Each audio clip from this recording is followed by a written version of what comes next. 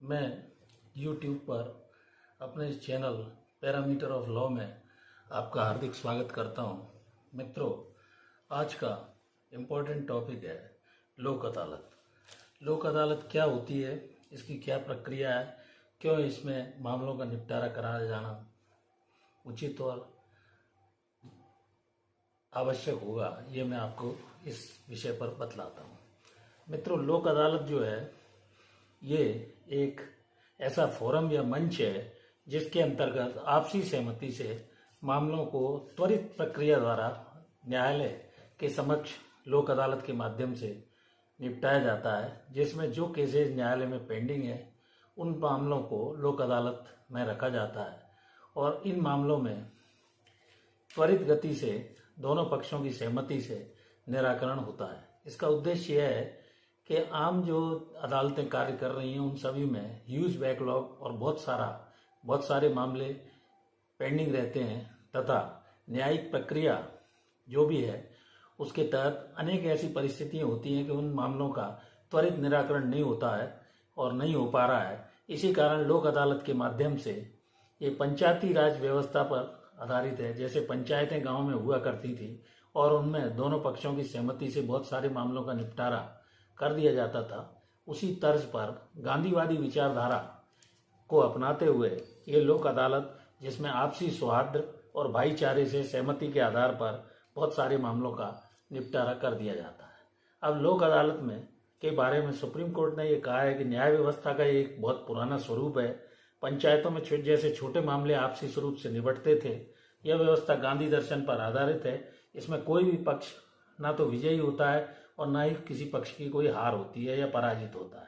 लोक अदालत दोनों पक्षों की आपसी सहमति से मामलों का निपटारा होने के कारण इनमें कोई विद्वेष वगैरह भी नहीं रह जाता। किसी प्रकार की दुर्भावना, विद्वेष, लड़ाई झगड़े जैसी स्थिति नहीं होती है। इसमें लोक अदालत में समय की भी मामले में बचत होती है, पैसे की भी बचत होती है। दोनों पक्षों के मामले को अल्टरनेटिव डिस्प्यूट रिजोल्यूशन के तहत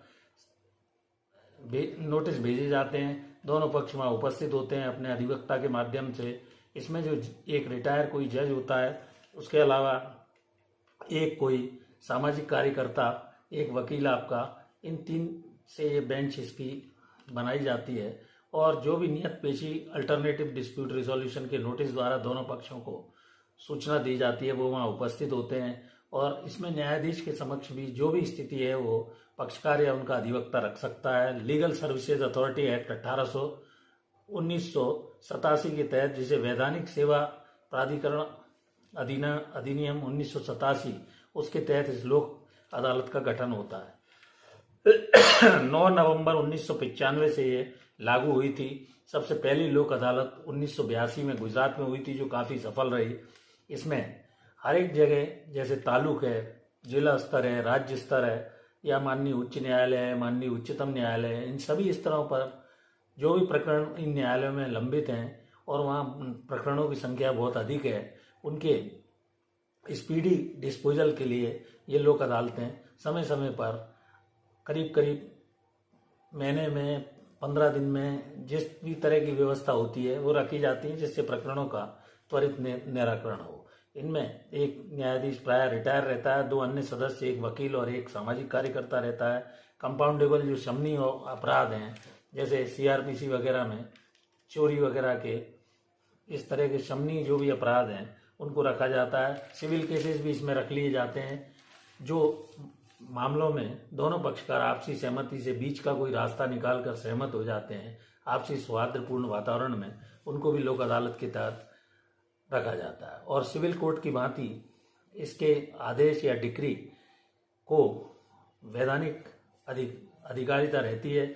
समझौता हो जाने पर डिक्री के रूप में सिविल केस में निर्णय दिया जाएगा, जो अंतिम निर्णय होता है, जिसकी कोई अपील आदि लोक अदालत के निर्णय की अपील का कोई आगे प्रावधान नहीं रहता है। और ये दोनों पक्षकारों पर ये बंधनकारी प्रभाव या बाइंडिंग इफेक्ट रखता है। इसमें कोई कोर्ट फीस आदि भी नहीं लगती है। पहले यदि कोई कोर्ट फीस आपके द्वारा पे कर दी गई है और आपके मामले का निराकरण लोक अदालत के माध्यम से हुआ है, तो वो कोर्ट फीस भी आपको पक्षकारों को वापस दे दी जाती है। स्वयं या अधिवक्ता के माध्यम से न्यायाधीश से आप बातचीत करके अपने मामले का लोक अदालत के माध्यम से निराकरण करा सकते हैं। इसमें अदालती कोर्ट फीस आदि नहीं लगती है। अगर सीधा मामला वहाँ रखा गया है, प्रक्रिया इसकी लचीली और त्वरित रहती है। संबद्ध पक्षकारों पर ये जो भी निर्णय आएगा, डिक्री होगी या राजीनामा हुआ है, वो बाध्यकारी होगा और सिविल कोर्ट के बराबर इसको निर्णय में अधिकारिता रहती है उसी, और अपील इसकी नहीं होती है।